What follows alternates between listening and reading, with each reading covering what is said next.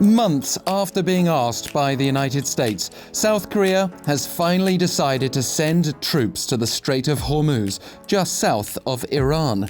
It's an understandable move given the recent U.S Iran escalation and the risk that any further sparks would pose to oil bound for South Korea, not to mention thousands of Koreans based in nearby countries. But Seoul has also had to find a delicate line to try to avoid upsetting Iran. Similar to Japan, South Korean forces will not officially join the US-led coalition protecting the vital waterway, but will rather conduct independent operations. Still, sending combat troops to a disputed area is a major step for South Korea's military, one it hasn't taken since the Vietnam War, as subsequent foreign military deployments were peacekeeping, reconstruction and training missions. These troops heading to the Strait of Hormuz are a temporary expansion of the scope handled by the South's 300-strong anti-piracy Cheonghae unit, which has been deployed to the Gulf of Aden since 2009. But even if the Cheonghae unit will be playing an independent role escorting vessels for now, it could easily be dragged into a conflict involving the US, not least because of the need to maintain a strong alliance on the Korean peninsula, even if that issue's being kept separate officially.